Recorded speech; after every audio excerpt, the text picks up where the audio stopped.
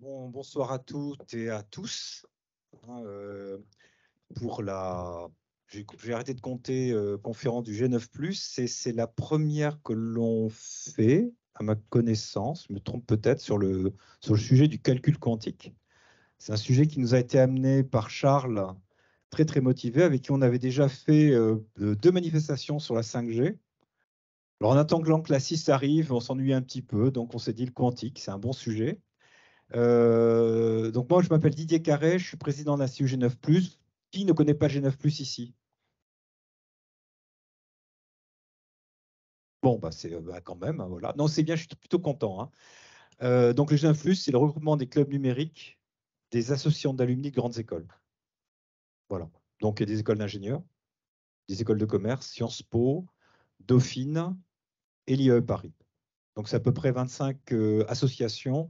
Et en école, j'ai arrêté de compter parce que rien que Uniagro, c'est énorme, le nombre d'écoles. Concernés. On dit que c'est à peu près 50 000 plus réseau d'alumni. Voilà. OK. Donc, je vais laisser la parole à Mohamed et je vais surtout le remercier pour son accueil et le soutien que ce prestataire nous a apporté depuis tant d'années. Merci encore. Bonjour à tous, bonsoir à toutes et à tous. Donc, je suis Mohamed Sijalmassi, je suis CTO de Soprasteria. Et peut-être je vais commencer par vous raconter une histoire. Ça fait 1 an et demi, je suis allé voir mon président et mon directeur général et j'ai dit on va mettre de l'argent dans du quantique. Bon, il se trouve que mon directeur général, il a un doctorat de physique, donc il a à peu près compris. Mon président, c'était un peu plus loin. Et on m'a juste demandé d'expliquer pourquoi. Donc, ce que je vais vous dire ici, c'est pourquoi Soprasteria est dans ça.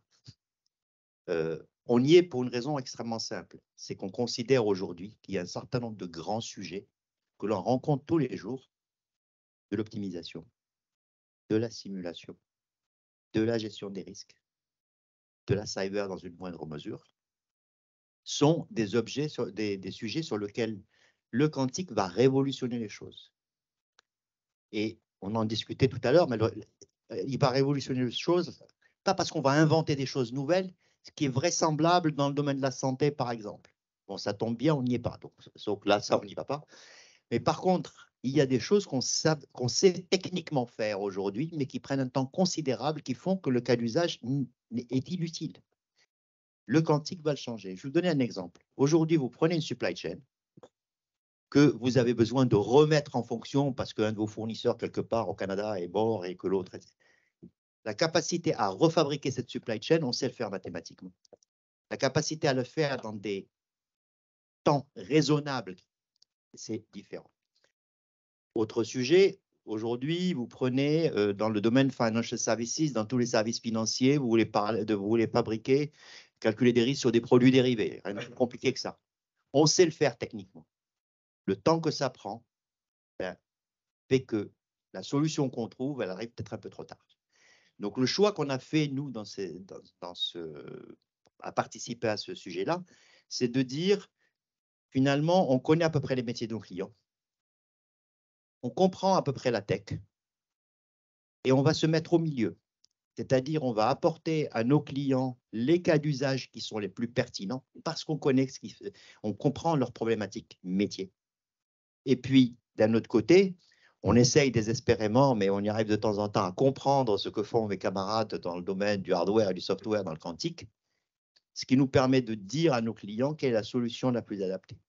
Et c'est ce que j'ai demandé à Charles, et c'est pour ça qu'on m'a donné un peu d'argent pour pouvoir mettre dans le fonds Quantonation, qui nous permet là aussi, et là, moi, je suis extrêmement heureux et flatté que vous soyez nombreux à être là, d'avoir des liens avec toute la fine fleur aujourd'hui de l'école française du quantique. Vous avez ici, moi je fais respect, qu'elle soit du point de vue matériel ou du point de vue software. Après, forcément, je suis obligé de me poser quelques questions. Et ça tombe bien dans ce qui va suivre dans l'heure ou l'heure et demie qui va rester.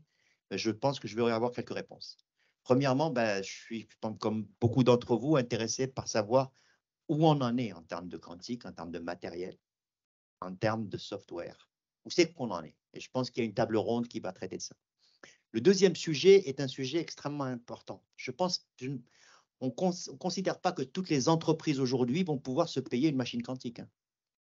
peut-être qu'il n'y en a pas besoin, peut-être. Et donc, le quantique dans le cloud, et finalement, comment j'utilise à un moment donné des ressources dont je n'ai pas tout le temps besoin. Évidemment, si je suis chez EDF et que je fais de l'optime, enfin, c'est sûr que j'aurai besoin d'une machine quantique. Mais il n'est pas évident que toutes les banques du monde aient besoin d'une machine quantique. Peut-être JP Morgan. Donc, ce qui va nous intéresser à ce moment-là, c'est de dire comment nous, en fait, eh bien, on va pouvoir profiter des capacités dans le cloud pour résoudre des problèmes ponctuels qui sont ceux des entreprises. Et enfin, là, j'ai demandé à Charles, en fait, ça fait 1 an, je lui ai dit, ben, tu te débrouilles comme tu veux, tu montes une équipe, tu vas aller chercher là où tu veux dans le groupe et tu m'animes tout ça. Et puis donc, il aura quelques exemples comment, en fait, il s'y est pris et pour que ceux que ça peut intéresser, comment nous, on considère le sujet. Merci beaucoup. Donc, ravi d'être parmi vous, ravi de voir la salle aussi pleine, intéressée donc, par le sujet du développement du calcul quantique et de ses usages. Donc, effectivement, en 2021, le président de la République a annoncé une stratégie nationale quantique qui couvre certes le calcul quantique, mais couvre également d'autres sujets, les capteurs, les communications, la cryptographie post-quantique, de la même façon qu'on soutient le développement des usages et le développement des ordinateurs quantiques, on se prépare également à sécuriser les infrastructures aux risques que ces ordinateurs-là peuvent apporter. Mais aujourd'hui, on est plutôt là pour parler des aspects positifs du calcul quantique. Et donc, je suis ravi de voir plusieurs industriels qui développent ces machines-là parmi les présents. Alice Bob, Pascal et Candela et tous les fournisseurs de hardware français avec le soutien donc, des cloud providers. Une première machine a été mise sur le cloud en France donc, ces derniers mois. On soutient également à travers la stratégie quantique, vous avez parlé du usage, de l'identification de ce que les machines d'aujourd'hui et celles dans un futur proche peuvent apporter aux utilisateurs. On développe à travers une action de soutien à travers le GENSI, à travers donc le programme HQI, le développement des usages du calcul quantique. C'est-à-dire que vous êtes un utilisateur du HPC, vous êtes un consommateur de la simulation numérique, vous souhaitez identifier dans vos métiers ce que le calcul quantique peut apporter à vos métiers, l'État soutient le développement de preuves de concept avec un industriel. Vous identifiez un industriel particulier avec lequel vous voulez développer une première preuve de concept et l'État soutient donc à travers des financements dédiés, mais également la région Île-de-France qui fait le même type de soutien, ou plutôt l'État qui s'est inspiré de ce que la région Île-de-France a et sur lequel elle a été précurseur donc, en termes de soutien, et donc on a une continuité au niveau de l'État de ce soutien-là. Et aujourd'hui, donc on a des premières preuves de concept qui commencent à émerger avec des utilisateurs comme EDF, comme Total, comme le Crédit Agricole, qui étaient parmi les premiers à essayer d'identifier ce que le calcul quantique peut apporter à leur métier. Et donc, de voir donc, des acteurs comme Suprasteria et d'autres utilisateurs qui s'intéressent donc, au développement de ces usages-là, c'est quelque chose qui nous réjouit très fortement et qu'on sera amené à soutenir à travers les différentes actions qui sont menées, que ce soit par l'État ou par la sphère publique de manière générale. Merci beaucoup et bonne soirée avec la table ronde qui vous expliquera davantage ce que l'ordinateur quantique sait ou ne sait pas faire. Bonjour à tous. Merci beaucoup d'être là ce soir. On a 30 minutes devant nous pour, comme le disait Neil, explorer les différents cas d'usage, les différentes applications des ordinateurs quantiques, explorer aussi plus en détail qui sont les membres de l'écosystème. On a la chance ici d'avoir un panel très représentatif des startups et acteurs quantiques français. Pour me présenter très rapidement, je m'appelle Kenzo Bonekta, je suis directeur général du Lab Quantique. On est une association loi 1901 créée en 2018, dont le but est de promouvoir les technologies quantiques en France. Pour ça, on a 3 missions principales qui sont de réunir renforcer et représenter l'écosystème quantique français. On a ouvert récemment, il y a 2 semaines, la première maison du quantique en France, avec 10 startups, dont 4 sont présentes ici ce soir, et 6 regroupes industriels. N'hésitez pas si vous voulez plus de détails à ce sujet, je serais ravi d'en donner. Et on va tout de suite commencer par une présentation des différents acteurs présents ce soir et de leur organisation. On va commencer par ordre alphabétique des organisations, comme ça, aucun jaloux, et c'est parti avec Théo. Merci Kenzo. Donc Théo Perronin, je suis le président cofondateur d'Alice et Bob. Alice et Bob, donc c'est une startup que j'ai montée avec mon associé en février 2020, donc on a un peu plus de 3 ans. Et donc nous, on développe un ordinateur quantique universel et sans erreur sur la base d'une technologie de bits quantiques supraconducteurs, mais d'un nouveau genre, des qubits dits de chat de Schrödinger. Ils sont conçus nativement pour corriger une partie de leurs erreurs. Et c'est vraiment toute la thèse d'Alice et Bob, c'est celle de chercher à construire la machine quantique idéale, l'ordinateur quantique avec son plein potentiel et sans compromis, c'est-à-dire qui échappe complètement à la décohérence. Et en 2 mots, donc on est 80, un peu plus de 80 aujourd'hui, on a levé 30 millions d'euros. On est basé à Paris dans le 15e arrondissement et on a un side hustle en plus de construire du hardware en compétition avec Google, IBM et avec notre techno reprise par Amazon. On a aussi une activité de conseil. On accompagne un certain nombre de groupes industriels, enfin de grands corporates, dans l'élaboration de leur stratégie quantique. Et là-dessus, on aime bien se penser comme les Jean Covici du quantique, puisqu'on va prendre un malin plaisir à mettre les chiffres sur les cas d'usage, combien de bits quantiques, quel niveau de performance, pour permettre de séquencer ça dans le temps. Merci beaucoup Théo. Catherine? Catherine Lambert, bonjour à tous. Donc, moi, je dirige le CERFAX. Alors, le CERFAX, c'est un centre de recherche de 150 personnes. On est basé sur Toulouse. Notre expertise, c'est tout ce qui est modélisation, simulation et calcul haute performance. Ça veut dire que concrètement, on va développer des codes, des méthodes pour simuler des systèmes complexes, en priorité pour le besoin de nos actionnaires. Et nos actionnaires sont des grands groupes. On va à Airbus, Safran, Total, EDF, le CNES, Météo France et l'ONERA. Et on a aussi un volet de formation important pour pouvoir continuer à travailler sur ces sujets. Donc, c'est-à-dire que concrètement, on va développer des codes pour optimiser la conception de systèmes propulsifs, pour mieux prédire la variabilité du climat, pour travailler sur tout ce qui est risque environnemental ou environnementaux au pluriel. Donc voilà tous les sujets que l'on peut traiter. Et nous, on s'intéresse au calcul quantique et aux machines quantiques parce qu'on pense que ça peut, comme ça a été dit en introduction, ça va nous apporter une révolution à la fois côté algorithme et pour tous nos codes actuels. Donc on est fortement intéressés. Merci Catherine. Michel? Michel Curec, je suis directeur général de Multiverse Computing, ici en France. Donc, Multiverse Computing est l'une des plus grandes startups européennes dans le domaine du logiciel. Donc, on ne construit pas d'ordinateur quantique. Nous développons par contre des applications logicielles quantiques et inspirées du quantique. Donc, Multiverse a été créé en 2019 avec des racines dans le Pays basque espagnol, donc qui est en fait la région en Espagne, une des régions les plus actives de l'écosystème quantique ibérique. Nous avons ouvert des filiales du Canada en Europe et récemment, donc en 2022, j'ai ouvert la filiale en France. Donc Multiverse Computing a 2 missions. D'abord, nous aidons les clients à mener à bien leur transition numérique à partir soit des systèmes existants, soit en lien avec leur feuille de route sur le sujet. Parce que nous sommes certains aujourd'hui que le quantique doit être pris en compte sur des feuilles de route longues, comme celles qui sont mises en œuvre par des clients de différents secteurs, comme le secteur bancaire, sur lequel la durée de vie des systèmes est très très longue.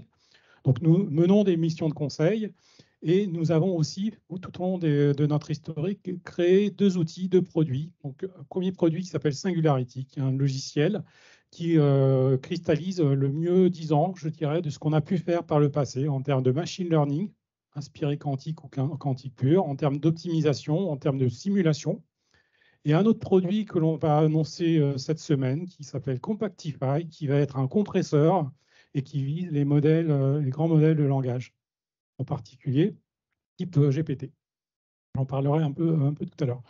Donc, en termes de secteur d'activité, nous sommes connus pour nos travaux dans le domaine de la finance. On a travaillé en France avec le Crédit Agricole, par exemple, sur un des projets avec Pascal, avec Georges ici présent. Et de fil en aiguille, lorsqu'on fait de l'optimisation du machine learning, eh bien, on se rend compte que ces problématiques résonnent en fait dans toutes les industries. On parle ici de sujets qui sont transverses à toutes les industries. Et donc, de fil en aiguille, aujourd'hui, je dois bien avouer que, n'en déplaise aux spécialistes du secteur chez Sopra, notre chiffre d'affaires en finance, ce n'est que 15%. Aujourd'hui, on fait des biosciences, on fait de la cybersécurité, on fait de l'énergie. Donc, tous ces secteurs d'activité sont amenés à utiliser des outils mathématiques pour lesquels le quantique peut apporter de la valeur. Je voudrais aussi insister sur une chose, c'est que Multiverse est connu parce que c'est une société qui privilégie les cas d'usage réels. On s'intéresse énormément à la valeur que l'on peut apporter aux clients. Donc aujourd'hui, on peut justifier d'une 60aine de projets sur lesquels on a des résultats mesurables et qui sont mesurés par le client. Donc, tout ça pour dire que dans la plupart des cas, le quantique peut apporter de la valeur aujourd'hui. Et le quantique inspiré, je n'en ai pas dit grand-chose. L'inspiré quantique, qui est une spécificité de Multivers, c'est un formalisme issu de la physique quantique qui permet de formaliser un problème et de le faire tourner finalement, de trouver la solution sur une machine traditionnelle. On a pu faire une sorte d'approximation, mais en tout cas, c'est un changement total de paradigme qui permet de faire progresser l'algorithme classique, l'algorithmique classique. C'est des choses qui sont mises en œuvre, par exemple, dans notre outil Compactify, qui compacte les réseaux de neurones, donc des grandes matrices de poids qui sont l'architecture du réseau de neurones. On est capable de compacter ça à 70%, une taille de 70%, tout en gardant quasiment le même niveau d'expressivité du modèle. Merci beaucoup, Michel. Georges? Bonsoir à toutes et à toutes. Moi, je m'appelle Georges, je suis le président et le cofondateur de Pascal. Et je vais commencer par remercier Soprasteria pour l'invitation à être là ce soir. C'est vraiment mon plaisir de vous présenter le quantique, Pascal, et ce qu'on peut faire avec les ordinateurs. Et comme je suis aussi dans les remerciements, je voudrais remercier notre premier investisseur, Quantonation, qui est dans la salle. Et comme ils ont aussi investi dans Soprasteria, quelque part, vous êtes aussi investisseur de Pascal. Donc Pascal, c'est une société qui a été créée il y a 4 ans, en 2019. Alors depuis, on a levé plus de 140 millions d'euros. Donc notre dernière série B, c'était en tout début d'année 100 millions. Et on est aujourd'hui plus de 230 employés. Alors, on est 3 représentants d'ordinateurs quantiques dans cette table ronde. Vous allez voir qu'il y a différentes technologies, il y a différents points d'avancement. On a tous c'est pas antinomique. Vous allez voir que chaque techno ont leurs pros et leurs avantages et leurs inconvénients. Ce qui nous différencie à Pascal, c'est que on a voulu très vite être orienté vers les clients. On a eu cette intuition de se dire que les machines, les technologies au moment de la création étaient suffisamment prêtes en termes de performance pour aller sur le marché et en fait, faire des cas d'usage. Le titre de cette table ronde, c'est « Passons à l'action ». Mais qu'est-ce qu'il faut pour passer à l'action? Il faut des machines et des cas d'usage. Et donc, on s'est orienté vers ça très, très vite. Ce qui fait qu'aujourd'hui, sur les 230 employés à Pascal, il y en a un tiers, on va dire, qui est dédié à tout ce qui est full stack. Donc, l'accès cloud avec OVH qui sont dans la salle, les librairies, des algorithmes quantiques qui vont traiter des problèmes mathématiques particuliers, des environnements de programmation. C'est un peu le CUDA du quantique, pour ceux qui connaissent. C'est vraiment notre commitment à nos partenaires et clients. Et cette intuition qu'on a eu au début, elle est en train de se matérialiser. Aujourd'hui, il y a des cas d'usage qui fonctionnent sur nos machines. On en a déjà fait 3 pour la découverte de médicaments, pour prédire la toxicité de molécules, et aussi dans le monde, dans la finance, qu'on a fait avec Multiverse pour Crédit Agricole. Et ce qui nous différencie aussi là, des autres cas d'usage qui ont été implémentés, c'est qu'on les a implémentés à l'échelle. On a pris le vrai set de données des clients et on a traité le cas d'usage dans sa globalité. On l'a pas résolu par le petit bout de la lorgnette en se disant tiens, je vais optimiser 5 paramètres, ce qui permettrait de vérifier que les idées marchent. Mais quand vous optimisez un problème à 5 paramètres, du point de vue utilisateur, ce n'est pas super pertinent. Donc, on a vraiment optimisé le vrai nombre de paramètres. Il y a une vraie solution qui est sortie. Voilà, le Crédit Agricole a pu a pu vérifier qu'on prédisait, qu'on faisait des bonnes prédictions pour tout ce qui était risque de crédit, et on peut se benchmarker par rapport au classique. Donc ça, c'est vraiment nouveau. Ça veut dire que pour vous, voilà, aujourd'hui, en allant chez Pascal, vous avez accès à une machine, à un environnement logiciel complet pour apprendre. Vous avez nos experts qui sont derrière pour vous accompagner dans cette transition. Et tous les outils que vous allez développer aujourd'hui, vous allez pouvoir les réutiliser demain sur les générations de machines qui vont améliorer les performances petit à petit pour faire des avantages quantiques, pour construire des ordinateurs parfaits, des ordinateurs quantiques parfaits et déployer toute la puissance du quantique. Merci Georges. Et pour finir, Shane. Merci. Bonsoir. Moi, c'est Shane Mansfield. Je suis Chief Research Officer chez Candela. Moi-même, je viens du monde de l'informatique. J'ai fait une thèse en informatique à l'Université d'Oxford il y a une dizaine d'années. Puis j'ai mené des recherches dans des grands groupes, des labos de recherche publique au Royaume-Uni, aux États-Unis et en France, avant de rejoindre l'aventure Candela en 2020. Candela, c'est une histoire avant moi. C'était fondé en 2017. Avec comme but initial de commercialiser des émetteurs de photons. C'est une technologie habilitante pour les technologies quantiques. Ce sont les émetteurs les plus performants au monde. C'est un objet très beau aussi. On fait rentrer un laser et puis il sort par une fibre, un flux de photons uniques, l'un après l'autre, qui va devenir nos qubits, en fait. Et ces flux, on peut avoir des 1000 ou même des millions par seconde. Après, il reste à faire quelque chose avec les photons, avec les qubits. Et voilà, c'est là où j'ai rejoint l'histoire. J'ai rejoint en 2020 avec l'idée qu'on fait une tournure vers ce qu'on appelle full stack quantum computing, c'est-à-dire qu'on ne maîtrise pas seulement la technologie de base, mais tout le pile de technologie et de logiciels qui est nécessaire pour faire tourner un vrai ordinateur quantique, c'est-à-dire l'architecture, la conception de l'architecture, la compilation et tout ce que ça entraîne côté informatique, la conception d'algorithmes, la mise en œuvre, les logiciels, jusqu'au moment qu'on crée en cloud, en fait. Voilà, et ça c'est la mission depuis.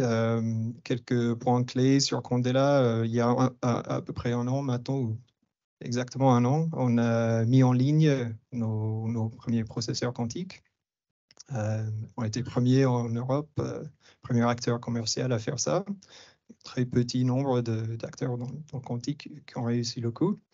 On a été assez fiers. Pendant l'été, on a lancé une première usine à ordinateur quantique en France, à Massy, qui va nous permettre de fabriquer la prochaine génération de machines qu'on va mettre sur le cloud, bien sûr, mais aussi de vendre des machines en soi.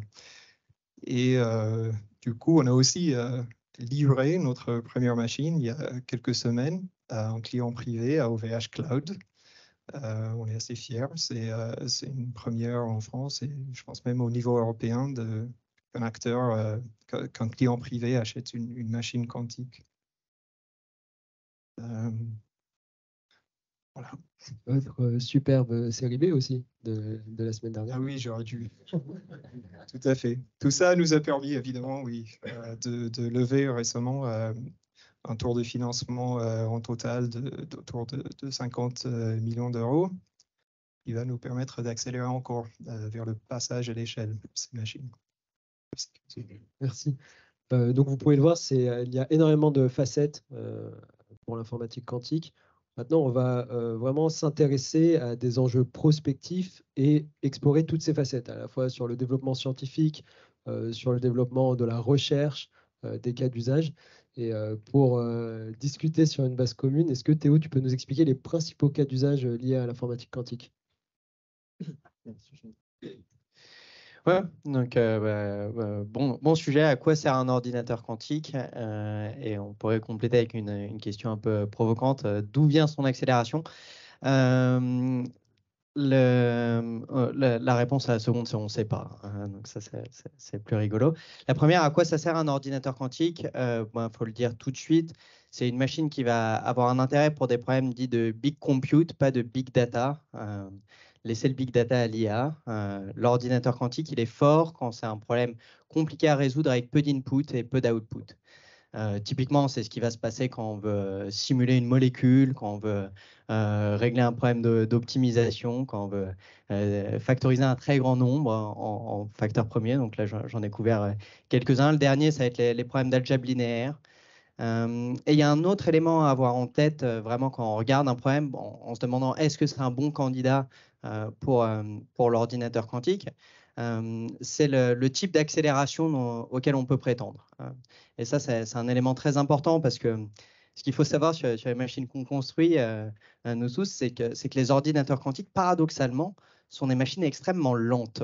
C'est-à-dire que les machines quantiques à base d'état solide vont avoir des fréquences d'horloge de processeurs typiquement dans la gamme du mégahertz, celles à base d'atomes de l'ordre du kilohertz, ce qui est à comparer avec les gigaoctets de mémoire et les gigahertz de fréquence des processeurs classiques.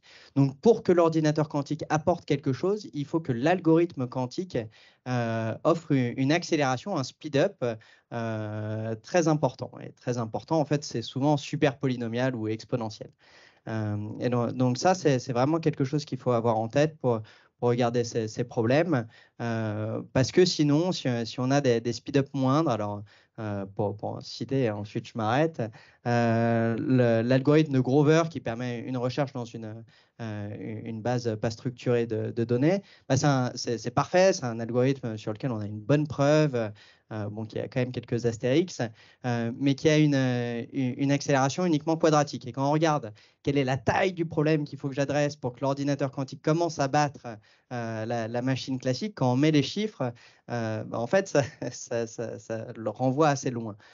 Donc, c'est ça ce qu'il faut prendre en tête. C'est pour ça que je pense que c'est très intéressant pour des acteurs corporate comme vous d'aller un peu au-delà de simplement la hype du quantique, de commencer à regarder dans le détail où est-ce que j'ai des cas d'usage. Vous en avez partout, mais lesquels sont vraiment intéressants et comment prioriser, gérer l'effort et à quel rythme adopter le quantique. Et je finirai avec ça en disant que la vraie question pour vous, c'est pas tellement est-ce qu'il faut ou pas se lancer dans le quantique, mais plutôt de pondérer la question, quel est le coût de se lancer trop tôt versus se lancer trop tard sur tous les cas d'usage qu'on a mentionnés qui sont assez disruptifs et qui peuvent pas mal changer la donne dans vos métiers. Voilà. Merci Théo. Je pense qu'il y a un élément qui est très important. Oui, je pense que... Donc, la question, c'est un exemple d'un cas d'usage où on a une accélération exponentielle. Il y en a un certain nombre où on espère une accélération exponentielle. Ça va être le cas quand on cherche à regarder des problèmes d'algèbre linéaire d'un certain type. Le seul sur lequel on a une vraie preuve formelle, alors on n'a jamais de preuve de non-existence d'un algorithme classique plus fort, mais bon, on a une bonne conviction. C'est l'algorithme de Shor pour factoriser des grands nombres. Sur les autres, il y a des éléments de preuve. Donc, ça va être typiquement sur la simulation de systèmes chimiques, par exemple. Mais le diable est toujours dans le détail et c'est pour ça qu'il faut regarder l'algorithme de bout en bout. Parce que parfois, on va avoir une sous-routine quantique qui a une accélération exponentielle, mais toute la phase pour charger les données dedans va faire perdre toute cette accélération. C'est ce qu'on appelle le goulot d'étranglement de la rame quantique, par exemple. Merci Théo. C'est intéressant parce que tu as évoqué le terme de hype tout à l'heure. En effet, quand on parle d'accélération exponentielle, de cas d'usage qu'on a évoqués, il y a évidemment de la hype qui peut se créer. Et je pense que pour contrebalancer ça et donner une vision plus réelle des applications des ordinateurs quantiques, Shane pourrait par exemple nous éclairer sur les principaux défis technologiques et scientifiques pour les ordinateurs quantiques. Oui, alors je pense que les défis principaux, une réponse qui est valable pour toutes les technologies, c'est que les défis principaux s'agit toujours du passage à l'échelle. Alors c'est génial les machines qui existent aujourd'hui, c'est excellent pour faire des tests, pour la validation, pour avoir les premiers cas d'utilisation même. Mais soyons bien clairs, le valeur, l'impact, ça va accroître exponentiellement au fur et à mesure qu'on réussit ce passage à l'échelle. Et du coup, chacun des acteurs a sa feuille de route pour réussir. Nous, par exemple, on est extrêmement confiants dans le nôtre, bien sûr. Je peux donner quelques exemples clés, par exemple, des enjeux. Un premier constat que nous, on fait, c'est que les photons, c'est le médiateur parfait pour créer des réseaux. Alors, à un moment ou un autre, dans ce passage à l'échelle, ça va être nécessaire d'avoir des réseaux de processeurs. C'est obligé. À un moment, ça ne va plus être possible juste d'agrandir la taille d'un seul processeur. Par exemple, nous, en travaillant avec les photons, on dit qu'on a enlevé une barrière déjà, parce que c'est le porteur déjà d'informations quantiques pour créer des réseaux. Là, c'est possibilité de réseauter qui nous aide. Un autre enjeu, c'est l'isolation des systèmes quantiques. Le mot technique, c'est le protéger des systèmes quantiques du décohérence. On ne veut pas que ces systèmes ils interagissent avec leur environnement, sinon ils vont perdre leurs états quantiques et deviendront inutiles. Pour nous, les photons, un avantage, c'est que on peut largement, on peut en général traiter les photons à température ambiante. Alors qu'avec des qubits en matière, il va falloir de la cryogénie. Nous aussi, il va falloir un peu de cryogénie pour les émetteurs.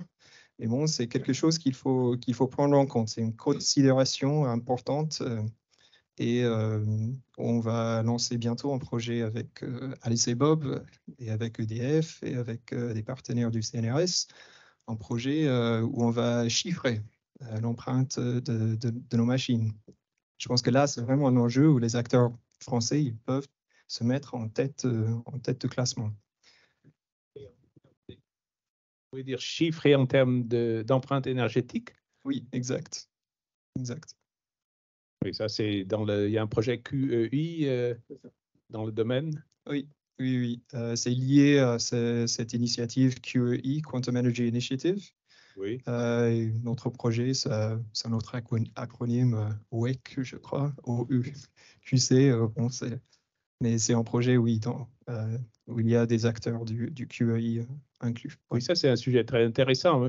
Oui, tout à fait. Mais est-ce qu'il y a eu des articles là-dessus? Est-ce que vous pouvez, qu'est-ce que vous pensez? Est-ce qu'il y a vraiment un avantage énergétique avec si ça vous les va, machines quantiques? On va prendre des questions à la fin, ça sera plus pratique, on pourra tout centraliser. Oui, je serais très content de continuer sur le sujet après, mais bien sûr. Je vais juste mentionner un dernier point que je trouve vraiment très important et qui est souvent oublié, c'est qu'il faut associer les informaticiens aussi dans cette course. On a tendance parfois à dire que ce n'est qu'un défi d'ingénierie et de technologie dure. Et en effet, il y a un défi d'améliorer les performances de toutes ces technologies. Mais en même temps, il y a un enjeu pour les informaticiens où ils doivent jouer un rôle dans la conception des architectures, des protocoles, des algorithmes, pour les rendre plus accessibles à des systèmes, à des technologies qui ne sont pas parfaites, mais qui ont des bruits, qui ont des erreurs, et les rendre tolérants à ces erreurs et ces bruits. Et on devrait voir ça comme un sport d'équipe, en fait. On va réussir quand les deux convergent. Et, je pense que c'est vraiment très important et du coup, on a mis beaucoup d'énergie sur les deux efforts chez Candela. Merci beaucoup, Shane. Et justement, c'est une très bonne transition parce que, Georges, est-ce que vous pouvez nous éclairer sur les principales verticales d'industrie qui adopteront les technologies quantiques pour cette recherche de performance, justement? Bien sûr, la réponse, elle est simple, c'est tous. Ça a déjà été dit en plus en introduction. Ça va impacter tous les secteurs. Enfin, c'est comme se poser la question de est-ce que le GPU va impacter une verticale. Enfin, on en est là aujourd'hui sur les ordinateurs quantiques. Donc, ça va impacter tous les secteurs. Et la question qu'il faut peut-être la poser différemment, c'est plutôt quels cas d'usage vont arriver en premier. C'est comme ça que ça se passe. Initialement, on a des nouvelles machines, des nouveaux outils. On va identifier quelques cas d'usage et après, les technologies s'améliorent, on apprend à les utiliser et ça se démocratise de plus en plus. Donc, les premiers cas d'usage, c'est c'est ceux sur lesquels on a pu travailler, hein, Crédit Agricole. Je ne vais pas élaborer maintenant, je le garde pour les questions, mais c'est des problèmes d'optimisation. Ce qu'il faut garder en tête, c'est que les machines de Pascal, elles sont très bonnes pour résoudre des problèmes de graphes. Hein, ce sont des machines, et tous les ordinateurs quantiques, qui résolvent les problèmes mathématiques. Et après, vous appliquez votre problème mathématique à votre cas d'usage. Donc, c'est pour ça que c'est transvertical de ce point de vue-là.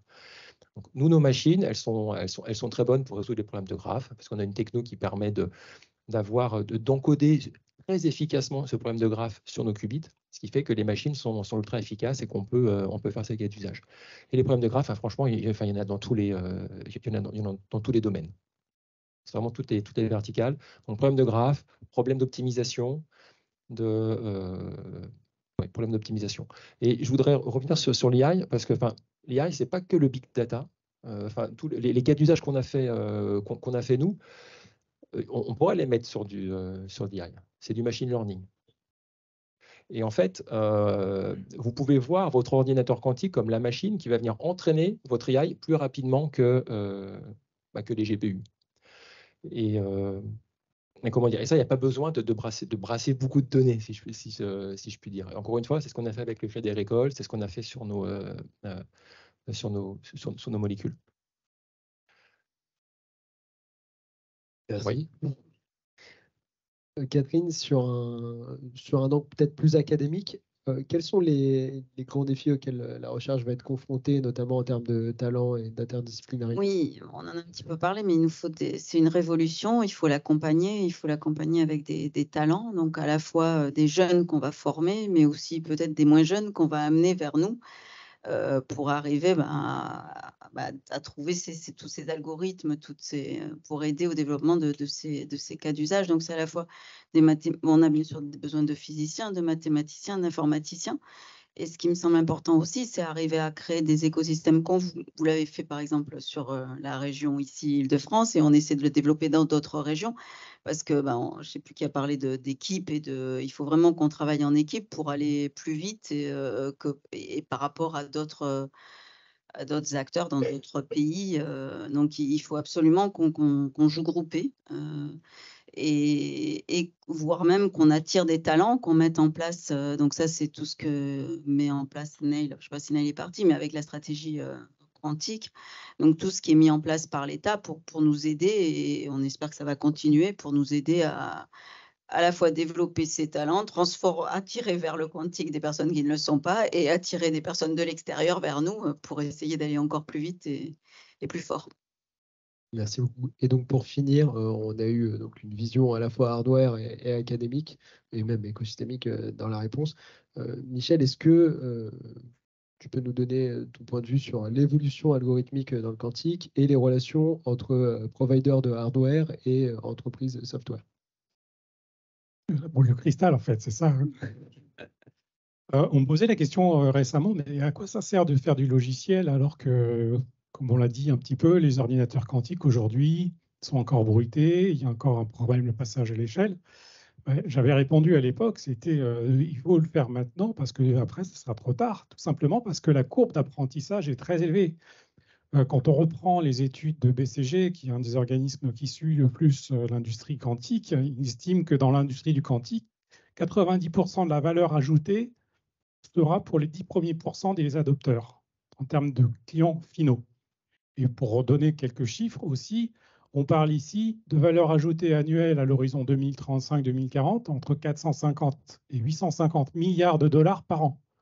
Pour différentes industries, toutes les industries dont Georges a parlé, toutes les verticales, bon, certaines ont plus à gagner que d'autres, mais toutes sont impactées. Donc les enjeux sont considérables. Donc, au niveau logiciel, on a aujourd'hui effectivement des axes de recherche qui sont importants, comme celui de créer un ordinateur universel, tolérant aux fautes de calcul. Donc, il va y avoir un sujet important dans la recherche qui est créer des codes mathématiques de correction d'erreurs. Ensuite, on va avoir des sujets qui sont... Aujourd'hui, on a quand même des ordinateurs qui sont disponibles dans le cloud. On a ce qu'on appelle les ordinateurs NISQ, des ordinateurs Noisy Intermediate Scale Quantum Computers. C'est des ordinateurs bruités. Mais on peut quand même s'amuser avec. Donc, tout le jeu des algorithmiciens, c'est de créer des algorithmes qui puissent quand même fonctionner sur ce type de machine. Donc, il y a des algorithmes, ce qu'on appelle les algorithmes variationnels, qui mixte des ordinateurs quantiques et des ordinateurs traditionnels. Je pense que dans les 2 années à venir, on va voir des choses qui vont émerger. Tout le grand défi de la communauté quantique aujourd'hui, c'est de mettre en avant des premiers avantages quantiques réels sur des cas d'usage métier, avec des euros à la fin, pour justifier le passage en production. Donc, c'est des choses qui sont très, très importantes. Et pour y arriver, il faut que, effectivement, les startups, les groupes qui font du logiciel travaillent main dans la main avec les groupes qui construisent les machines. Donc, il y a vraiment une symbiose à créer dans cet écosystème, en particulier l'écosystème européen. On ne bénéficie pas, en France et en Europe, de GAFAM qui ont la puissance de faire les deux. Donc, il faut factoriser les puissances, les avantages, les connaissances des informaticiens et aussi des constructeurs, des physiciens, des constructeurs de machines. Alors évidemment, il y a ces offres full stack qui commencent à émerger, comme Candela, comme Pascal, où les entreprises commencent à avoir une taille critique qui permet de commencer à adresser tous les sujets. Mais à aucun moment aujourd'hui, ces entreprises n'ont toute la connaissance métier que peuvent avoir des entreprises qui discutent avec les clients, soit directement, soit par l'intermédiaire de compagnies comme Sopra, qui discutent avec les clients et qui ont une expertise du métier. Donc, il faut les faire travailler ensemble. Et je pense que c'est très, très important pour nous en Europe, parce qu'on n'a pas forcément la même capacité que d'autres régions, en particulier le continent nord-américain. Vous avez parlé à la fin je ne repose pas la question que j'étais en train de vouloir poser tout à l'heure, mais de vue par rapport aux autres pays et à la recherche qui se fait, par exemple, aux USA, en Chine et dans les autres pays d'Europe.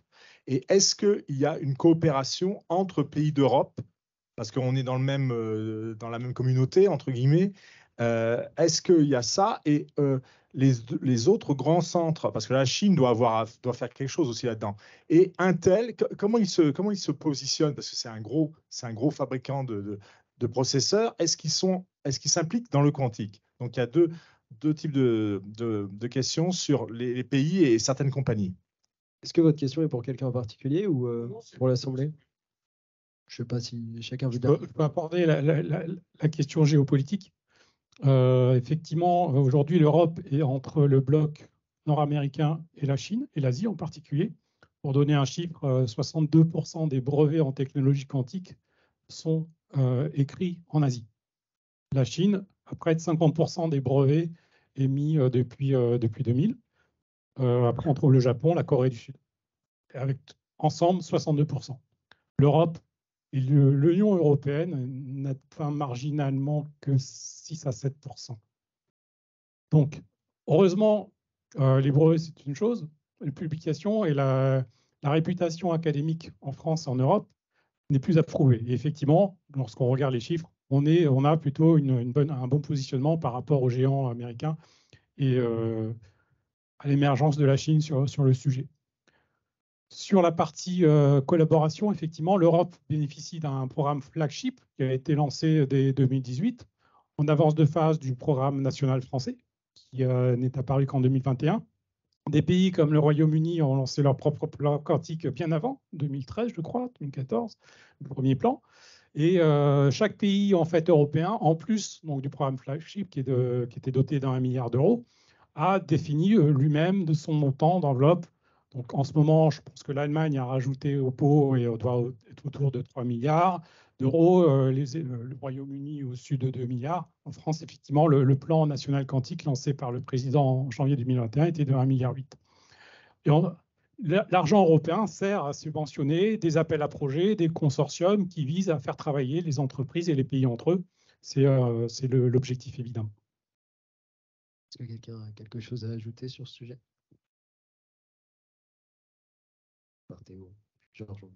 C'est juste pour répondre à la seconde moitié de la question.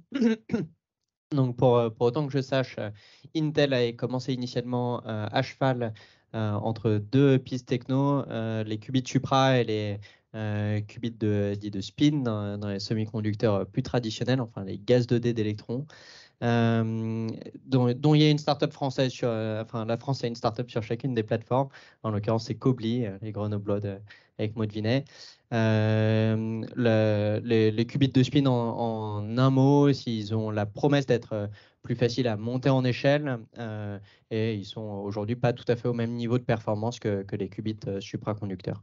Si on élargit plus largement le panorama, si on regarde, à ma connaissance, AMD et Nvidia ne sont pas actifs en tant que développeurs de hardware quantique, mais essayent de trouver leur rôle dans l'écosystème parce que quand même, pour l'ensemble de nos technos, ce qu'il ne faut pas oublier, c'est qu'il y a une bonne partie d'électronique classique. En fait, même une grosse partie du coût d'équipementier, c'est de l'électronique classique, en tout cas pour ma paroisse. Bien plus que la cryogénie. Donc, aujourd'hui, c'est des racks d'FPGA, demain, ce seront des ASIC, mais on a beaucoup d'électronique. Donc, ces acteurs sont présents. Les autres, on va retrouver, il y a Microsoft qui était parti sur des fermions de Majorana, donc ça, c'est un petit peu compliqué. Ils ont fait une petite sortie de route. Donc, on va retrouver Google, IBM dans les Supra, et qui est-ce que j'oublie comme gros, Amazon qui s'est lancé aussi dans les Supra, et je crois que j'ai fait le tour d'un peu tous les gros. Donc les Chinois, on n'a pas énormément d'informations, toujours assez difficile de faire la part des choses. Alibaba est actif, Tencent a investi chez IQM. Ils ont tous une activité, ou en tout cas fait des annonces. Côté Corée, à ma connaissance, ils sont quand même très en retard par rapport à ce qu'on pourrait attendre d'un pays aussi technologique, faute de base académique. Ça ne s'invente pas, il fallait avoir des chercheurs qui faisaient de la physique quantique pour avoir des startups, un point de départ. Donc, ils ont toute une initiative coréenne, un plan quantique national pour essayer de rattraper ce retard. Et côté Japon, il y a quelques bons groupes de recherche, et on va retrouver effectivement Fujitsu, par exemple, et d'autres acteurs qui commencent à émerger, mais ce n'est pas les plus impressionnants par rapport à la réputation de ces pays en termes de techno. Juste avant de donner la parole à Georges, j'ajoute que Taïwan s'est lancé sur la piste des ions piégés. Sur la partie télécommunication, ça c'est évident, et je pense que personne ne contestera, mais là c'était vraiment sur la partie calcul. Et juste pour rebondir, parce que dans ce panorama, on pourrait se poser la question, mais enfin, nous là, où on se situe et comment on va faire face à IBM et compagnie. Bon, alors, on se situe bien. Franchement, on est tous à notre niveau, les meilleurs de nos technologies. Et ce qu'il faut comprendre, c'est que les enjeux, les challenges qu'il y a devant nous, ils restent technologiques. Et donc, ce que je veux dire par là, c'est que le rouleau compresseur américain avec des tonnes de moyens, c'est encore trop tôt pour que ça marche. Parce que les vrais verrous technologiques, on les craque à une équipe de taille raisonnable, avec un bon esprit d'équipe et l'esprit entrepreneurial. Et ça, de ce point de vue-là, ça nous met un petit peu à une sorte de pied d'égalité. Michel citait le rapport du BCG. J'aime beaucoup ce rapport du BCG parce que dedans, il explique aussi que le calcul quantique rentre dans une nouvelle phase. C'est-à-dire qu'on sort des cas d'usage modèles, modèles au sens jouet, où on vient solutionner des petits problèmes pour entrer dans une ère qu'ils appellent Enterprise Grade Ready. Ce qui veut dire que le quantique attaque des sujets à la vraie taille, qu'on peut benchmarker par rapport au classique et qui peut avoir un intérêt business pour une entreprise à s'y intéresser, pas juste recherche. Et ici, dans leur rapport, 2 entreprises qui font ça, IBM et Pascal. Donc, on est dans la course, et si vous travaillez avec nous, vous serez pas, vous aurez le meilleur. Sur ces belles paroles, je pense qu'on peut mettre fin à la table ronde. Merci à tous d'avoir assisté, et merci à tous les participants. Merci beaucoup. Bonjour, merci d'être là aussi nombreux sur ce sujet assez pointu et qui provoque déjà des débats alors qu'on a à peine entamé la soirée. Merci. Bon. Donc, on est là aujourd'hui pour parler en effet du quantique et plutôt du calcul quantique. On a vu 3 startups là sur le sujet. Il faut savoir qu'on en a 6 en France qui font des ordinateurs quantiques. Donc, c'est chouette parce il y a une dizaine de types d'ordinateurs quantiques possibles dans le monde. Et on en a 6 qui sont nés en France de l'issue de la recherche et qui se transforment en start-up. Donc ça, déjà, Cocorico, on peut être fier. Je représente aujourd'hui OVH Cloud. Je suis directrice du quantique et du Startup Programme sur la France et le Benelux et sur le quantique dans le monde entier, bien évidemment. Il y avait un sujet intéressant. Donc, ces fameuses startups, on a commencé avec dès 2021, au moment de l'annonce du plan quantique, un petit peu avant même. En fait, on s'est dit qu'on avait des belles startups françaises et qu'on avait un cloud provider français, OVH Cloud. Donc, OVH Cloud, c'est leader en Europe sur le cloud. C'est 1,6 million de clients dans le monde. C'est un hyperscaler maintenant, selon IDC, même si on est encore un peu loin derrière le nombre de clients américains. Mais c'est important aussi, on sait faire du cloud qui fonctionne, on sait adresser les clients. Quand on parle d'ordinateurs, on peut les avoir soit chez soi, soit justement dans le cloud maintenant et de façon sécurisée. Ces ordinateurs, actuellement, il y en a très peu. Ils sont très coûteux. Je viens d'en acheter un, donc je peux vous assurer que c'est très coûteux.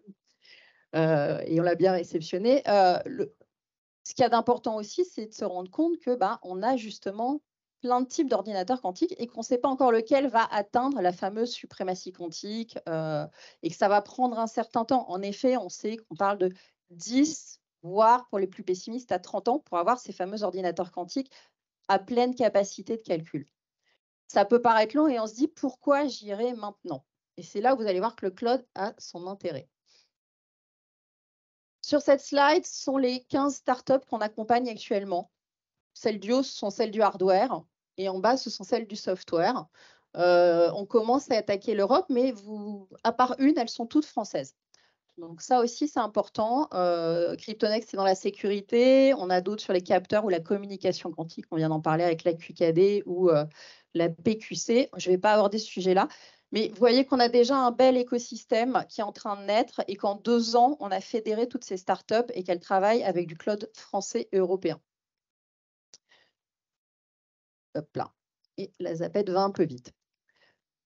Donc, on a démarré en 2021 avec plusieurs ambitions. La première, c'était d'arriver à fédérer justement cet écosystème. Donc, on est allé voir toutes ces startups et on leur a dit, écoutez, on ne va pas commencer à se taper tous dessus, il faut y aller aussi tous ensemble. La France et l'Europe ont un coup à jouer et essayons de voir comment avancer tous ensemble parce qu'il faut aller chercher ces financements, il faut arriver à créer ces sociétés et les emmener le plus loin possible. On est sur des enjeux stratégiques, géopolitiques aussi extrêmement importants. Donc, fédérer, ça a été par adhérer au Lab Quantique. Kenzo était là pour poser les questions. C'était cofonder l'événement France Quantum, qui a eu sa 2e édition la veille de Vivatech, et la 3e sera aussi la veille de Vivatech cette année au mois de mai. On était 100 la première année. Il y avait 700 entreprises qui étaient présentes à la 2e édition à Station F au mois de juin. Voilà, je pense qu'on atteindra plus de 1000 entreprises et personnes qui seront présentes l'année prochaine.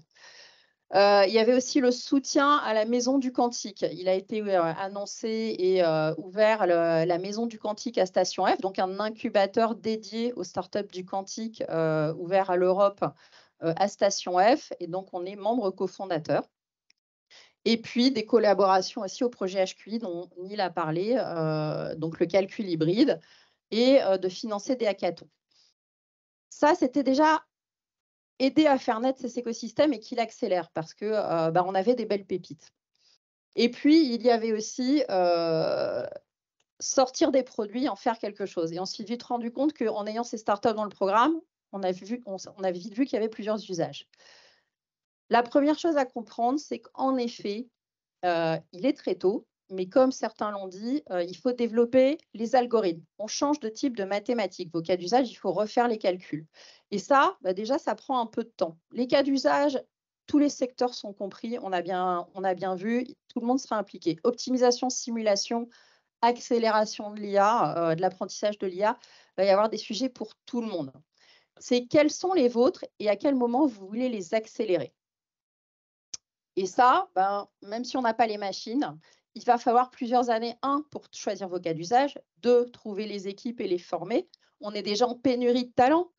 On voit déjà que nos rechercheurs, ils se barrent à faire des startups ou qui se font débaucher par d'autres pays qui mettent un paquet d'argent pour les avoir. Donc, il faut former encore plus et accélérer la formation. Et puis donc, du coup, ces calculs, il faut aussi prévoir les logiciels. Et là, sur tous ces types d'ordinateurs quantiques qui sont différents, pour l'instant, ils ont tous un peu leur langage et leur façon d'être programmés. On n'a pas encore un langage universel de développement. Et vous avez bien vu que ne serait-ce que sur Internet, on a démarré avec du HTML et du JavaScript. Et là, maintenant, je ne vous dis pas, il faut 37 métiers pour faire un site Internet, y compris le SEO. Donc, dans le quantique, c'est pareil. Il va falloir créer des nouveaux métiers. Il y a des nouveaux langages de programmation. Et là aussi, vos équipes, il va falloir commencer à les former, avoir quel cas d'usage et les tester. Sauf qu'on va se dire, on ne va pas acheter tout de suite l'ordinateur quantique dans le cloud. Et c'est là où, donc, du coup, on a 2 ou 3 petites choses qui ont été lancées avec ces startups. Et la première qui est intéressante, ce sont les émulateurs quantiques. Donc, les émulateurs sont des logiciels qui émulent le comportement de l'ordinateur quantique, qui tournent sur du CPU classique, bientôt sur du CPU et du GPU, donc des serveurs classiques, et qui vont émuler de 12 à une vingtaine de qubits. Donc ça permet déjà, une fois que vous avez écrit vos algos, de venir tester la programmation sur ces différents types de machines. Ça coûte actuellement, sur les versions 20 qubits maximum, 1,50 € de l'heure. Autant vous dire que ça ne coûte pas très cher. Ce qui vous coûte le plus cher, c'est de trouver soit les stagiaires, soit les salariés embauchés qui vont avoir le potentiel pour faire travailler sur ces algorithmes ou développer le code. Mais ce n'est pas cette émulation. Mais par contre, ça vous permet de préparer tous vos cas d'usage dès maintenant.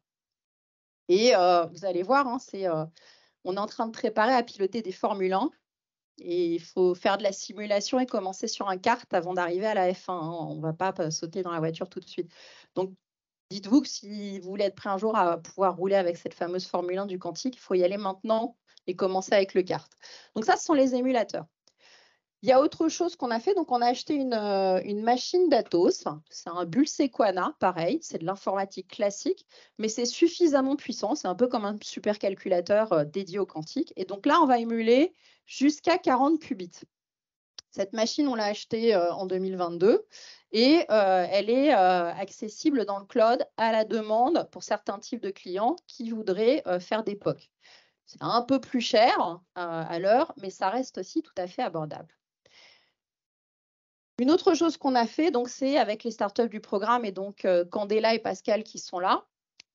C'était, on ne pouvait pas acheter toutes les machines tout de suite et tester parce que c'est un sacré investissement. Mais par contre, eux avaient leur machine chez eux et avaient besoin de la mettre dans le cloud.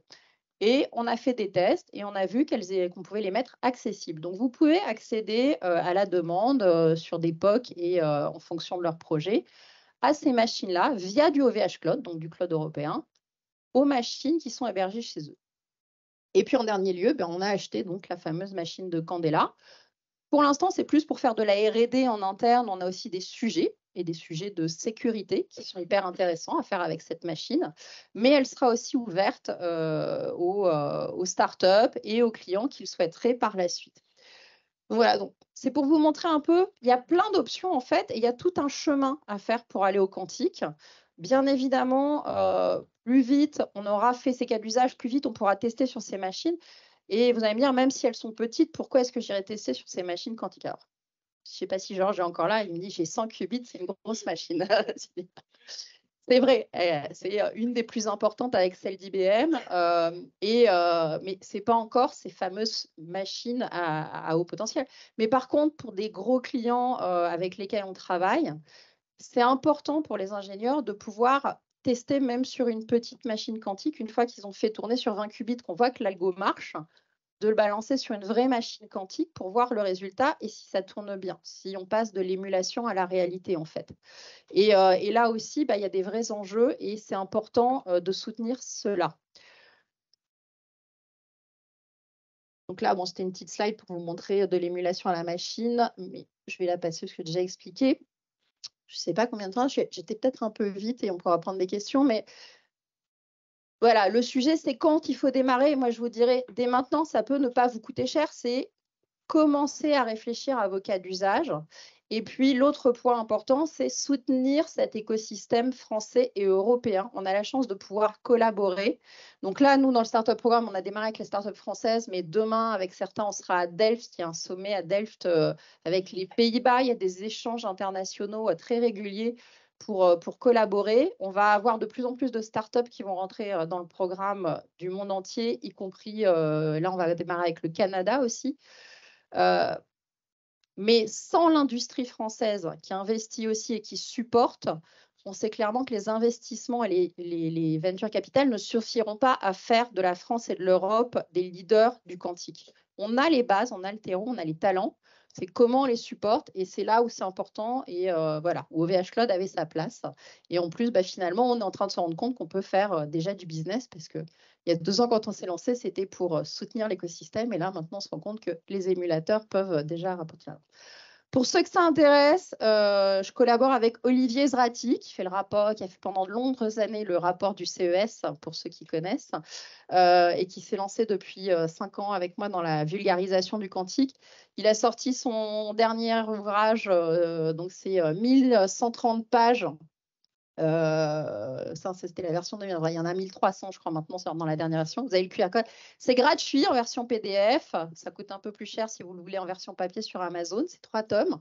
Ça pèse lourd. C'est très, très bien pour dormir, mais pour apprendre le quantique aussi.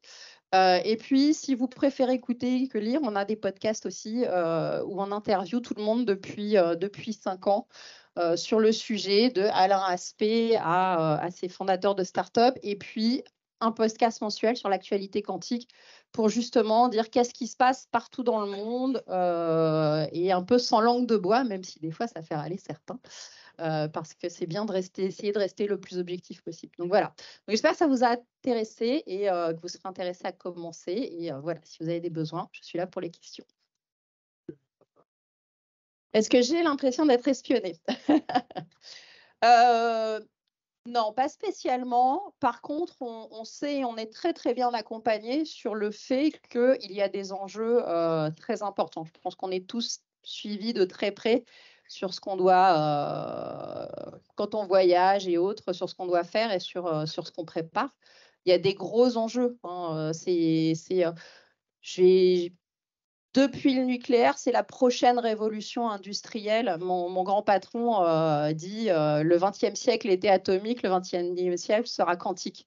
On sait que ces enjeux-là, c'est la prochaine révolution industrielle et que la région mondiale qui l'aura reprendra 30 ans d'avance. Ça, il n'y a pas de souci là-dessus.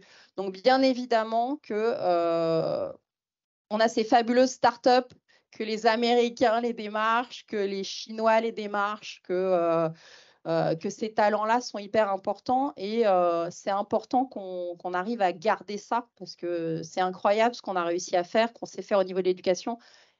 Il faut continuer à nourrir ce terreau et on a une opportunité. Hein. On a vu dans l'IA, on ne va pas dire qu'on est en retard, mais les Américains ont déboulé très, très fortement, ont pris un avantage. Là, sur les LLM, on va peut-être rattraper un peu les wagons. Mais sur le quantique, on est dans le train de départ, on est dans les locomotives. Essayons de le rester.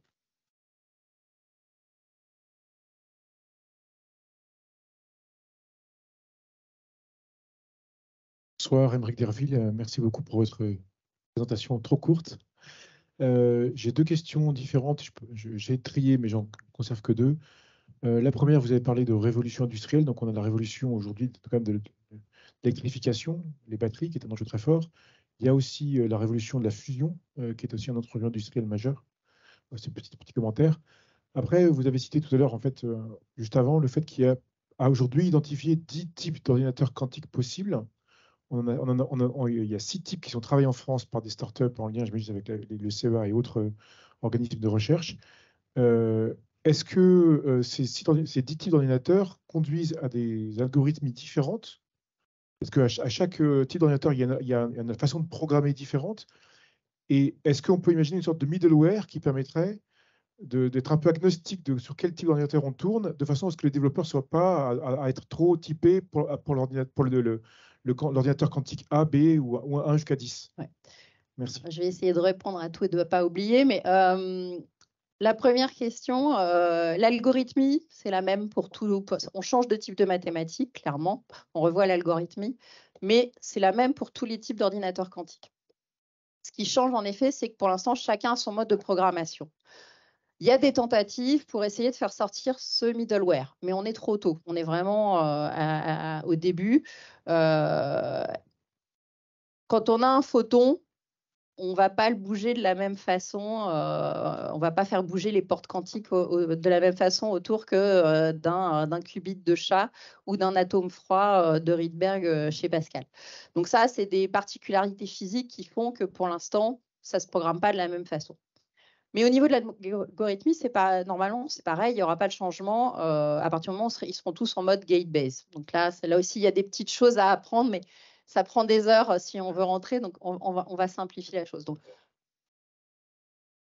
oui, à partir du moment où vous travaillez vos algos pour le quantique, vous pourrez aller les faire tourner sur tout type de machine. Par contre, en effet, le problème, c'est qu'on ne sait pas encore là où lesquels vont sortir. On se souvient, alors c'est des trucs un peu plus simples, mais le débat Blu-ray HD ou les types d'écran ou tout un tas de choses, il y a ou iPhone versus Android. Des fois, il y a plusieurs plateformes qui finissent par aboutir et ça dépend du type de client et de la région où on est. Mais il n'y aura pas les 10 types d'ordinateurs qui vont arriver au bout parce qu'ils ont tous des avantages et des inconvénients à scaler. Et on sait tous qu'on a du silicium, c'est du silicium pour faire nos transistors actuels dans nos smartphones, dans nos ordinateurs. Mais au début de l'informatique classique, on a essayé de faire des 0 et des 1 et des bits avec des ampoules, des liquides. Il y a un nombre de choses testées.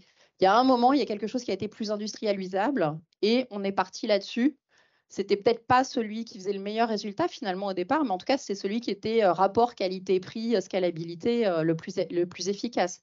Et c'est ça qui fait que maintenant, on a tous nos smartphones et qu'on se balade avec ça. Et moi, j'ai connu les salles avec des ordinateurs IBM pour faire les fiches de paie de Pierre Cardin. Ça faisait la taille de cette salle-là juste pour les fiches de paie.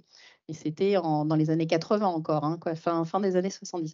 Donc, c'est pour vous dire, ça va bouger, ça va évoluer. Le middleware, on va sûrement le voir à un moment arriver. Il y a des gens qui essayent de collaborer là-dessus, mais on n'y est pas encore. Mais du coup, il y a ce démarrage à faire de l'algorithmie. Et ça prend déjà du temps. Je ne sais pas s'il y a un bout de la question que j'ai oublié du coup. Ok. Merci. Concernant les librairies logicielles quantiques, il y a des initiatives américaines. Microsoft pousse par exemple sa QLib avec sa puissance marketing. Est-ce qu'il n'y a pas un risque qu'on se fasse imposer un modèle simpliste ou embarquant plein d'inconvénients par rapport à quelque chose de plus parfait? C'est là où la partie des émulateurs est intéressante, parce que c'est justement ces fameuses librairies. Donc, en effet, Microsoft a sa suite, Amazon, c'est Amazon Braket, si je ne dis pas de bêtises. Il y a IBM Qiskit. Le plus dangereux à la rigueur actuellement, c'est IBM. Ils sont très forts, c'est eux qui ont la plus grosse communauté avec Qiskit. Et c'est eux, en effet, qui ont 128 qubits ou 127 qubits actuellement, qui avancent très bien. Ils ont une très belle roadmap. Là, actuellement, on a Pulsar chez Pascal. On a Alice & Bob qui va annoncer bientôt quelque chose. On a Perceval chez Candela. On a Callisto chez C12. Donc, ils ont tous ces suites logicielles avec les librairies qui existent. Et c'est ça qui est à disposition et qui tourne sur... alors, soit vous pouvez le télécharger sur votre laptop, ça fait une 10-12 qubits. Soit vous pouvez le faire, en effet, pour monter jusqu'à une vingtaine de qubits sur des serveurs chez OVH Cloud. C'est ça qui est d'intéressant. Ce qui est d'intéressant aussi, c'est qu'on est en train de sortir du coup toutes ces suites logicielles et que vous pouvez les retrouver dans un seul et même environnement et vous amuser à passer de l'un à l'autre sans avoir à télécharger, recharger, avec la puissance de serveur qui pourra monter. Actuellement, ça tourne sur des CPU avec, je crois que c'est 12 ou 16 VM selon le type. Bientôt, il y aura aussi, ça va passer CPU plus GPU et on pourra monter à plus de qubits. Et puis après, vous avez la fameuse machine d'Atos. Et Atos, là, ils étaient à 40 qubits à peu près au maximum depuis 2 ans. Mais je pense qu'ils vont nous annoncer aussi des nouveaux types de machines à émuler en attendant.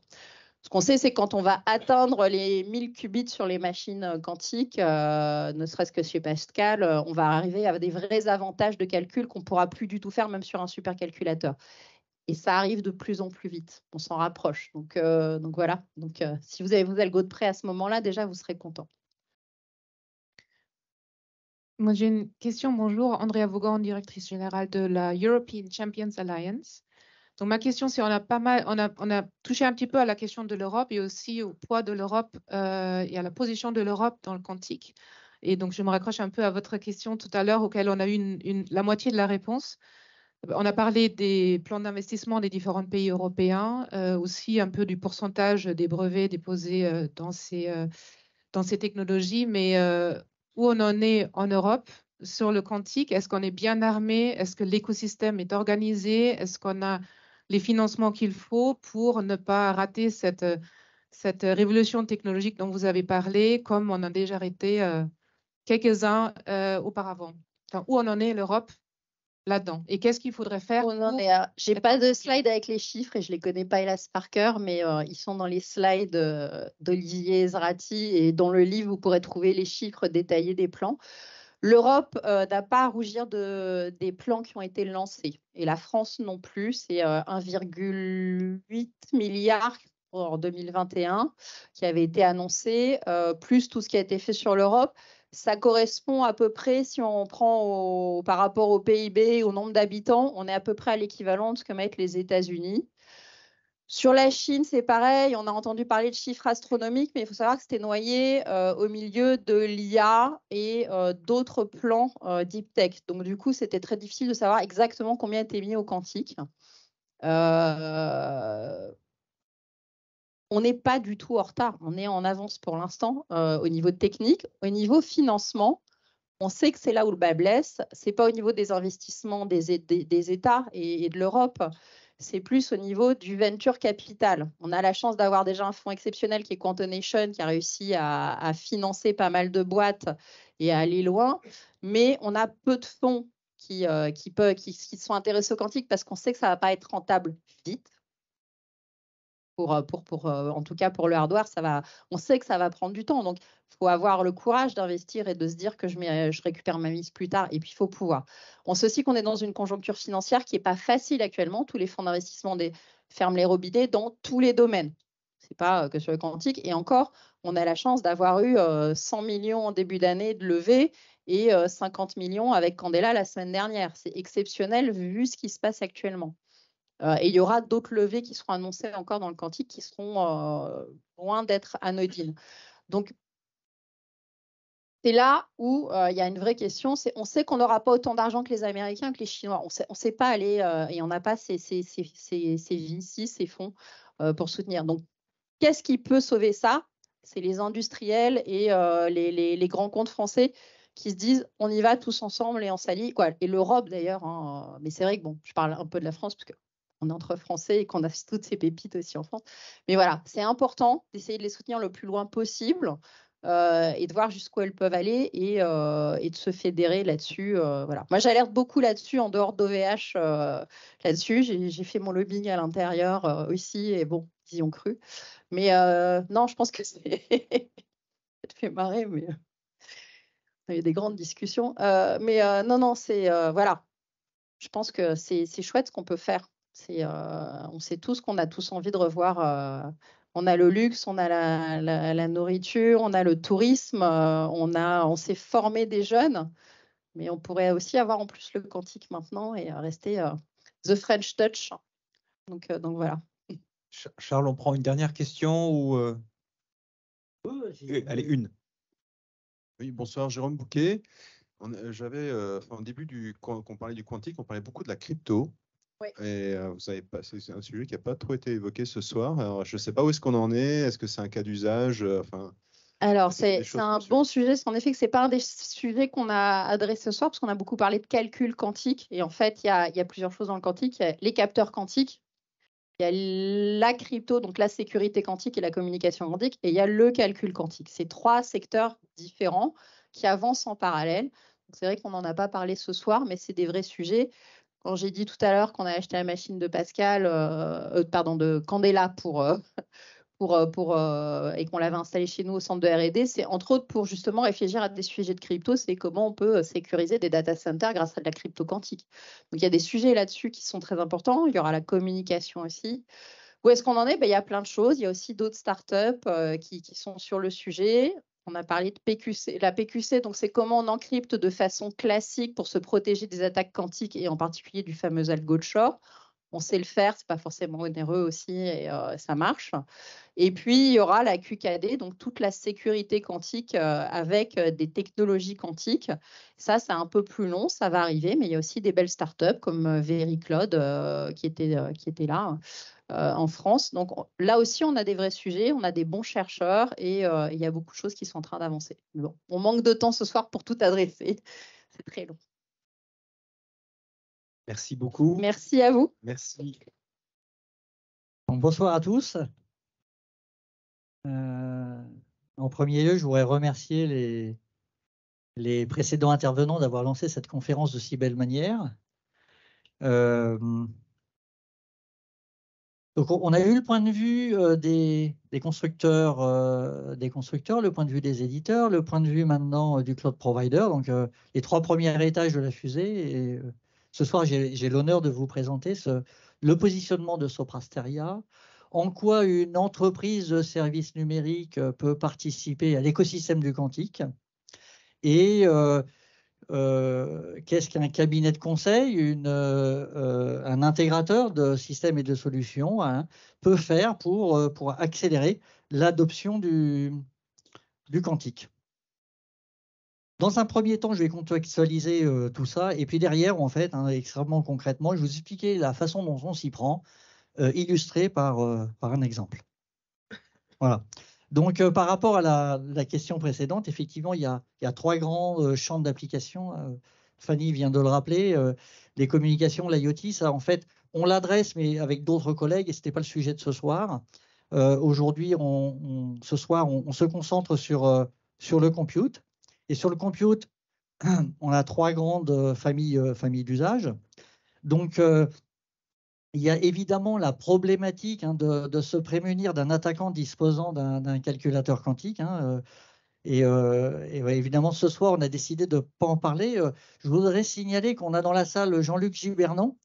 Voilà, il lève la main, qui est administrateur et vice-président du PEC, du pôle d'excellence cyber. Il ne faut pas se tromper. Et il anime, en fait, il participe à un groupe de travail dédié à la cyber post-quantique. Donc, auriez-vous des questions pour Jean-Luc? N'hésitez pas à aller vers lui au moment du cocktail. Voilà. Et donc, en fait, nous, on se focalise sur 2 sujets et c'est bien aligné avec les précédentes interventions. La simulation et l'optimisation des applications qui vont être hébergées sur les calculateurs qui ont été présentés ce soir, éventuellement hébergés chez un cloud provider tel OVH Cloud. Voilà. Donc, ça a été un peu évoqué, mais je voudrais revenir sur ce sujet-là de pourquoi investir maintenant. En fait, il y a 4 sujets importants. Le premier sujet, c'est évidemment la courbe d'apprentissage. Elle est longue et vous avez vu, il y a plein de technologies. Donc, en fait, quand on cumule tout ça, c'est pas idiot de démarrer maintenant. Le deuxième point, c'est que les cycles industriels sont extrêmement longs, que ce soit dans l'automobile, que ce soit dans le spatial, que ce soit dans l'aéro. Et intégrer une nouvelle technologie à ces produits, en fait, ça prend un temps très important. Et si on ne le fait pas maintenant, on risque de perdre une fenêtre dans je dirais les cycles de sortie des produits. Le troisième point, ça peut aller beaucoup plus vite que prévu. Et on en est en fait des témoins majeurs, puisque qui, il y a 1 an et demi, avait prévu la révolution de la GenAI. L'impact que ça a. Thierry. Mais voilà, il n'y avait pas. Voilà. Et donc, je pense que peu de nous avaient anticipé un impact aussi important. Voilà. Et donc, c'est pareil pour le quantique. Et puis, le dernier point, on est dans un monde concurrentiel et disposer, ou à contrario, ne pas disposer d'un avantage substantiel, voilà, pour une entreprise ou une nation, peut être un sujet de survie. Donc, voilà 4 bonnes raisons, en fait, de démarrer dans le quantique. Et fort heureusement, la plupart des grandes entreprises en fait, ont mis dans leur feuille de route des investissements pour lancer des initiatives quantiques. Et dans cet écosystème en fait, que l'on a précédemment évoqué, donc les constructeurs, les éditeurs, les cloud providers, Les entreprises de services numériques qui font du conseil, de l'intégration, en fait, ont 3 rôles principaux. Le premier va être de traduire la promesse technologique en valeur métier. Le deuxième, de développer, d'assembler des algorithmes quantiques. Et le troisième, en fait, d'intégrer ces calculateurs quantiques avec des ordinateurs traditionnels, puisque ces nouveaux calculateurs ne feront pas tout. Voilà. Et là, j'en viens à la deuxième partie de ma présentation, hein, pour partager avec vous de façon très concrète et pragmatique comment on s'y prend avec nos clients. Et je vais utiliser en fait en fil rouge un projet que nous avons réalisé avec Telefonica Deutschland. Voilà. Et donc, voilà, on a dans la salle, on a Michel et Tamara qui sont venus spécialement, voilà, qui ont réalisé le projet. Donc, si vous pouvez vous lever, voilà. Donc, elles pourront en fait vous répondre à des questions un peu plus précises durant le cocktail sur ce projet. So, thank you so much to be there, and very happy to have you with us tonight.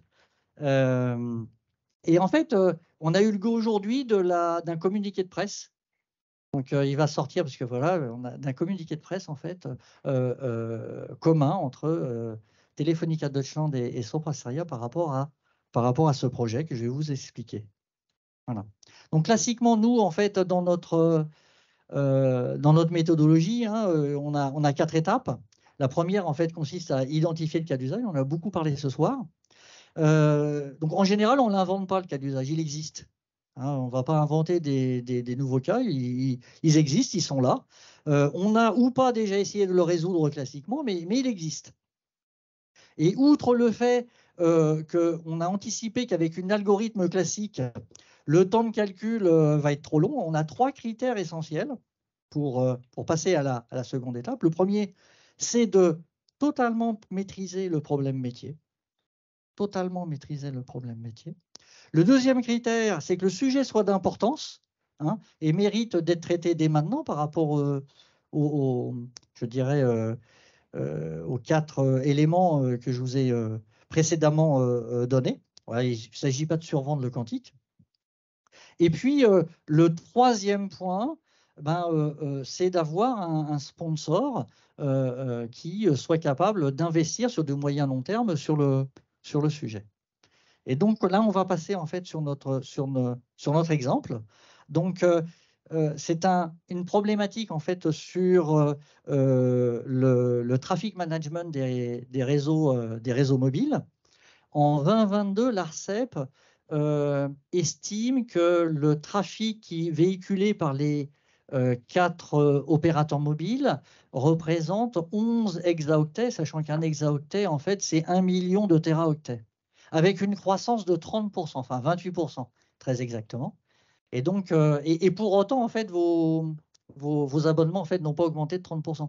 Mais ça montre le challenge de ces acteurs, de ces opérateurs, à relever sur la gestion du trafic.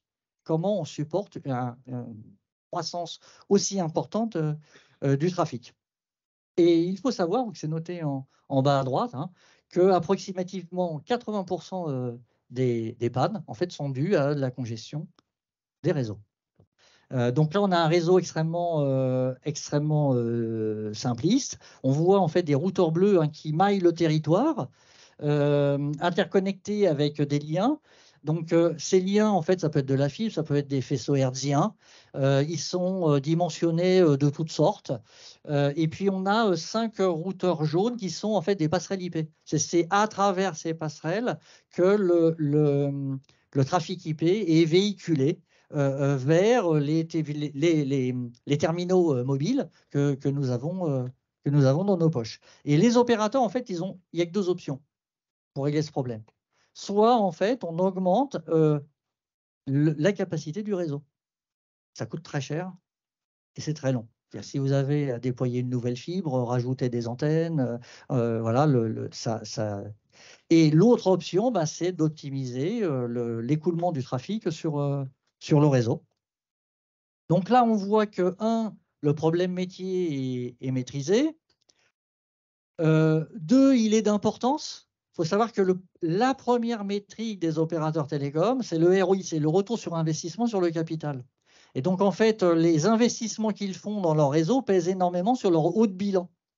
Et donc, évidemment, toute solution qui permettrait de ralentir, d'améliorer le service tout en ralentissant les investissements est évidemment bienvenue. Voilà. Et le dernier point, en fait, il se trouve que les équipes de Tamara, en fait, ont développé une application qui est un jumeau numérique qui permet au quotidien de supporter en fait la configuration fine des réseaux, 300 opérateurs, 300 administrateurs en parallèle. C'est dans le top 3 des applications critiques de l'opérateur. Et donc, évidemment, c'est sous le sponsorship du CTO. Et donc, le CTO nous a donné un go pour explorer l'usage du calcul quantique pour régler ce problème d'optimisation du trafic. Voilà. Donc là, en seconde étape, si ça n'a pas été déjà fait, il va falloir décomposer le problème, l'exprimer mathématiquement, explorer les différentes options classiques pour trouver une solution optimum. Voilà. Et donc, si on revient à notre fil rouge, on va se limiter, comme je l'ai dit précédemment, à 17 nœuds bleus et 5 passerelles IP. Et en fait, c'est 5 puissance 17 combinaisons, juste avec ce tout petit réseau. Et donc, un réseau mobile, je ne vais pas vous donner les vrais chiffres, mais globalement, il y a moins de 10 000 routeurs bleus et il y a moins de 1000 routeurs jaunes. Enfin, ça fait quand même une combinatoire qui le fait. Si le calcul d'un chemin prend 1 milliseconde, on en a pour 25 ans. Voilà. Donc, nos collègues allemands ont pris ce problème à bras-le-corps et en appliquant du requis simulé, c'est beaucoup plus dur à dire en anglais, simulated annealing, voilà, on a réussi à avoir une assez bonne optimisation en 60 secondes. Voilà. Donc, là, on a un point de référence, le problème est bien posé, on dispose de points de comparaison, d'un benchmark. On peut donc passer à la troisième étape.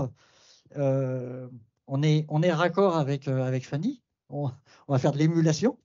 Voilà, on va développer des algorithmes quantiques et on va les faire tourner sur des émulateurs dont le premier objectif est de valider si le problème est soluble.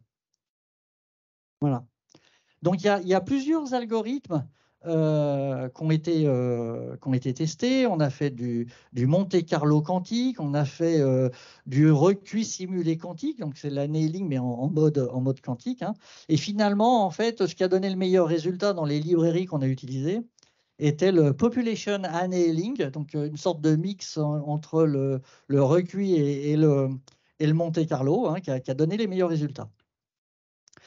Nous permettant d'entrevoir un avantage quantique le jour où on aura une machine avec suffisamment de qubits et puis faiblement bruitée pour charger dans le registre de la configuration du réseau, ou tout du moins une grande partie. Si c'est pour le faire avec 5 nœuds, ça ne sert à rien. On peut le résoudre éventuellement sur une feuille de papier. Voilà. Donc, par rapport à la configuration initiale, en utilisant le recuit simulé classique, on obtenait en fait une amélioration de 20%. C'est-à-dire qu'en fait, on voit sur utiliser le pointeur laser. Voilà. On voit en fait les différents liens et le pourcentage d'utilisation. Donc, on voit que on a réduit ici, on a moins de liens en rouge à l'extrémité qui approchent les 100% d'utilisation. Donc, en moyenne, on a estimé que c'était une amélioration de 20%. Et en utilisant l'optimiseur quantique, on obtient aussi une amélioration de l'ordre de 20%. On voit un meilleur étalement. Enfin, c'est beaucoup plus bas que les cas précédents. Donc, c'est un résultat, c'est un vrai achievement pour le client. C'est quelque chose qui a énormément de valeur. Déjà, sur un émulateur, d'avoir démontré que dans le futur, on sera capable d'adresser ce problème avec le calcul quantique. Alors, il y a quelques réserves, hein, on les a mis, hein, c'est-à-dire que c'est des algorithmes assez compliqués avec des paramètres. Ces paramètres, on n'a pas exploré nécessairement toutes les options. Et puis, il y a des progrès dans l'algorithmie quantique. Il y a aussi des progrès dans l'algorithmie classique. Et donc, voilà, on ne sait pas trop comment l'avenir va venir, mais c'est déjà voilà, une étape. Une étape. Nous permettant éventuellement, comme ça a été évoqué également par Fanny, de se projeter et de se dire est-ce qu'on ne peut pas faire tourner cet algorithme sur un calculateur analogique, sur un calculateur bruité ou encore avec un algorithme inspiré quantique sur un ordinateur traditionnel. Je pense que j'ai oublié personne. Mais c'est vraiment ce qu'il faut faire. Donc, en fait, nous, pour ce sujet de simulation, voilà, on est en discussion avec un constructeur. On est en discussion, là, à l'heure actuelle, en construction pour savoir est-ce qu'on va plus loin pour valider cet algorithme et voir, en fait, si on ne peut pas, en appliquant un heuristique qui est de diminuer la taille du réseau. Donc, on a discuté avec les gens du réseau pour savoir en fait quelle serait la taille acceptable pour laquelle un résultat serait néanmoins intéressant. Donc, voilà, les réseaux sont composés de sous-réseaux. Et donc, voilà, en discutant sur la taille de sous-réseau, et le client a validé que ça pourrait être intéressant, même si on ne mettait pas les 11 000 routeurs qui véhiculent le trafic. Voilà. Donc, on a sur d'autres sujets qui sont plutôt confidentiels, donc je ne peux pas vous citer. Là, on a le go pour la press release, donc ça facilite les choses. On a fait tourner en fait plusieurs algorithmes sur au total 5 calculateurs quantiques. Hein, donc, et là, je rejoins ce que dit Fanny. C'est vraiment impressionnant de le voir tourner, quoi. Parce qu'en fait, on touche du doigt, même si la machine n'a pas énormément de qubits, de voir que ça, c'est le premier élément, de voir que ça fonctionne. On se dit, mais voilà, après, on connaît le génie des ingénieurs, on connaît voilà, et donc, avec de l'argent, ça va le faire, quoi. Donc, c'est une affaire de temps, on ne sait pas exactement quand, mais on peut le toucher. Et en même temps, aussi, la comparaison entre l'émulateur et la simulation permet aussi de toucher de doigt le bruit. Parce qu'on voit, en fait, elle donne un bon résultat, mais on voit qu'il n'est pas aussi franc que sur une machine quantique simulée où les qubits, évidemment, sont parfaits. Voilà. Donc, c'est vraiment intéressant de voir cet aspect. On a d'autres cas d'usage, on en a 5 en tout, hein, en une année on en a 5, donc je vous ai expliqué le premier sur les télécoms. On en a un second sur le rail pour lequel je ne peux pas vous donner plus de détails, mais on est en discussion également avec un constructeur pour formuler une proposition. On a 2 cas d'usage dans le spatial. L'un d'entre eux, en fait, a donné lieu à une présentation au CERFAX par nos collègues de CS Group.